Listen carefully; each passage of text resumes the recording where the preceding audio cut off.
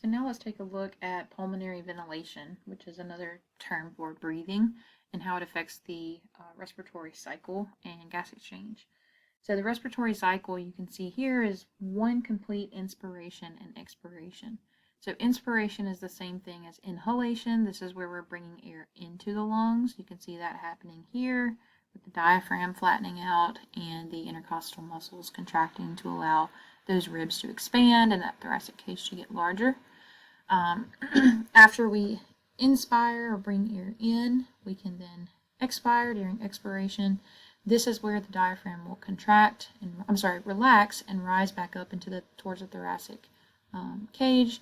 And we also have the intercostal muscles relaxing and those ribs kind of contracting back down and getting smaller, causing that thoracic cavity to get smaller as well, which will decrease the size of the lungs and allow air to escape the lungs. After that, you have a pause between breaths, and then you start the whole respiratory cycle back over again.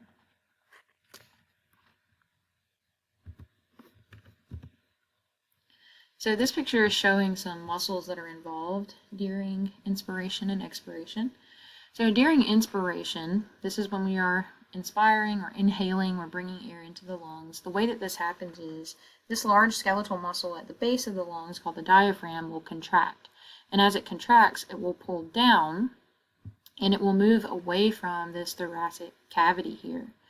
We will also have these external intercostal muscles that will contract, and that will cause the ribs to widen or spread out a little bit, and that will widen this thoracic cavity. So overall, we are increasing the size of the thoracic cavity when we inspire or inhale, and that will also increase the size of the lungs, because when we talked about the visceral and parietal pleura, remember those pleura are essentially touching one another and they kind of stay in contact with one another. So if the parietal pleura starts pulling away from the lungs, the visceral pleura will follow, and that will cause the lungs to expand and get larger in size. Now, when we increase the size of the inside of the lungs, that's going to decrease pressure inside of those lungs, okay? Typically, if you have a larger space, there's going to be lower pressure inside of that space, lower air pressure. And so that will cause air to be drawn into the lungs, because air likes to move from a high pressure to a low pressure. So when we increase the size of this thoracic cavity, we increase the size of the lungs, we decrease the pressure in the lungs, and that's going to draw air into the lungs. So that air can get down into the alveoli and be used for gas exchange.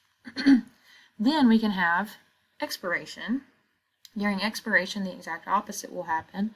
This is where the diaphragm will relax. It will move back up towards that thoracic cavity, and those external intercostal muscles will relax as well, causing the ribs to contract back down and decreasing the size of this thoracic cavity.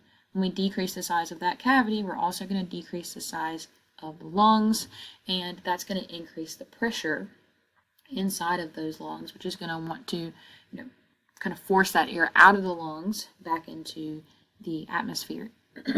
And so expiration is where we decrease the size of the thoracic cage, we decrease the size of the lungs, which is going to allow that air to move from the higher pressure inside of the lungs back out into the atmosphere where the pressure is lower.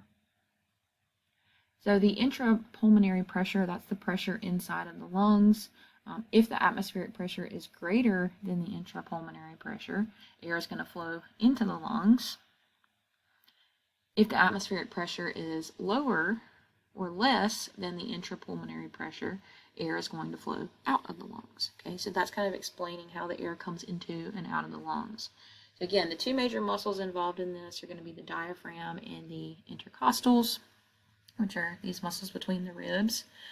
Now, what I mentioned, the inspiration and expiration, these are just with normal inspiration and expiration, but we can also, that's called quiet inspiration and expiration, but you can also have forced expiration.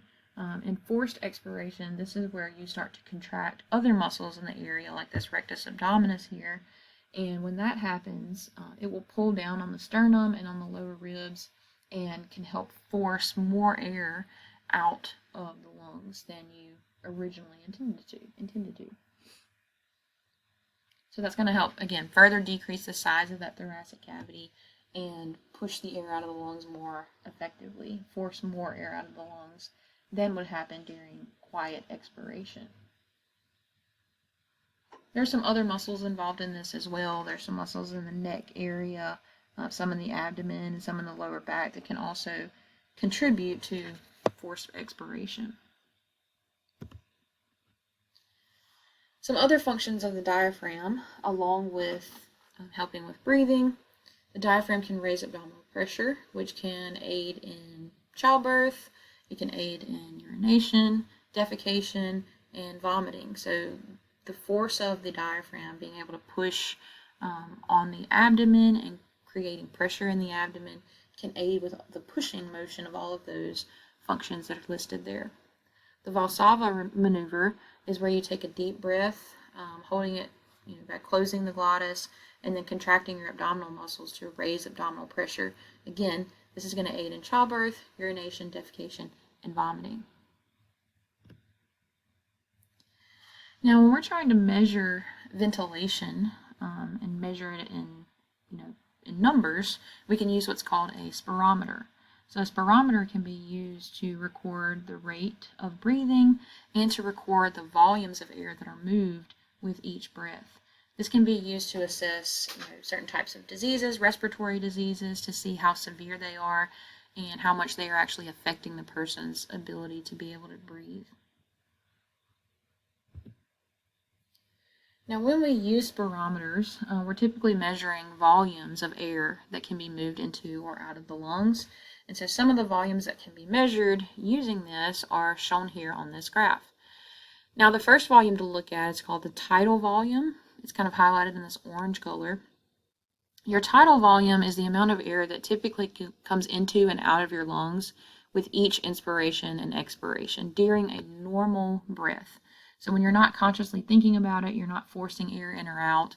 During a normal breath, typically you'll have about 500 milliliters of air that will come into and out of the lungs with each breath, each inhalation and exhalation. Now, we know that we can force more air to come into the lungs. If we breathe in a little bit harder, we can take a really deep breath of air to try to force as much air into the lungs as we can.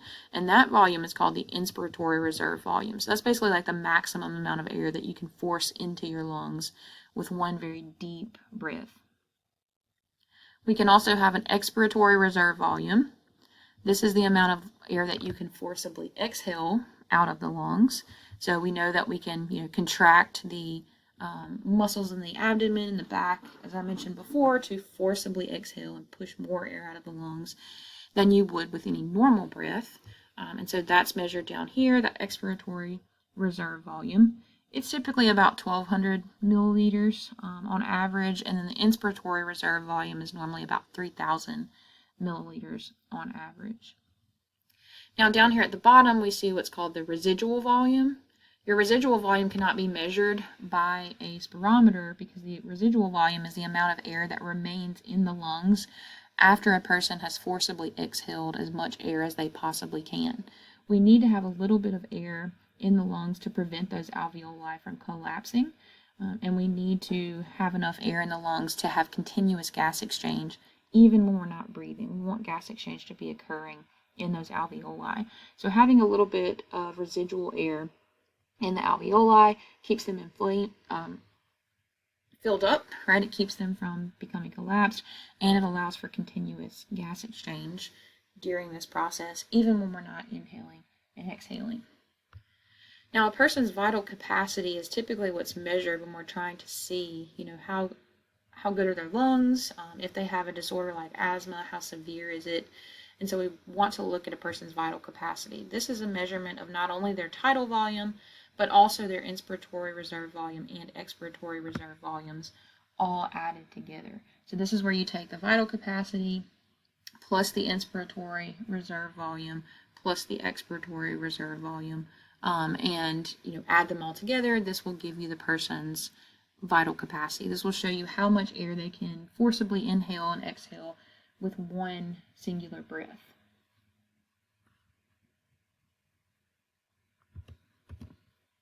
So take a look at the mechanics of breathing. Let me know if you guys have any questions about it, and I can get back to you as soon as I can.